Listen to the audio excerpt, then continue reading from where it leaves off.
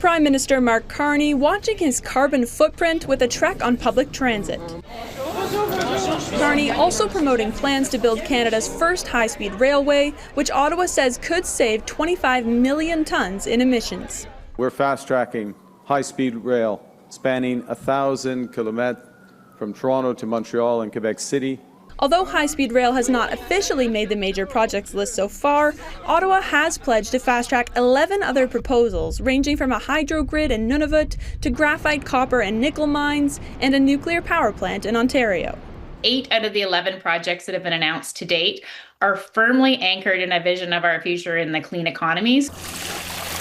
But the planned expansion of 2 liquefied natural gas facilities in BC is worrying some environmentalists. It's actually just locking in a longer-term reliance on fossil fuels.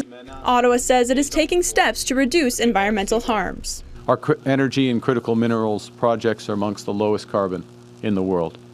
But Hadrian Mertens-Kirkwood, who studies federal climate policy, says the Liberals are relying too much on investment tax credits and trying to entice the private sector to reduce emissions. We're seeing backsliding in areas like electric vehicles, certainly on clean energy. So we need the federal government to be more involved. Trying to trust the private sector just isn't working. In the federal budget, Ottawa also hinted at removing the oil and gas emissions cap, which could make it harder for Canada to meet its goal of being net zero by 2050. It's probably a political concession to Alberta, which has been very resistant to the cap. But the bigger risk is that oil emissions continue to rise and will continue to rise, and that cap was going to serve a very important purpose.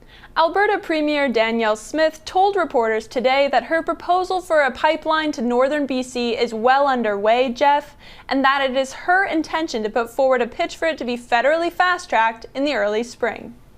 Jillian Piper in Ottawa. Thank you, Jillian.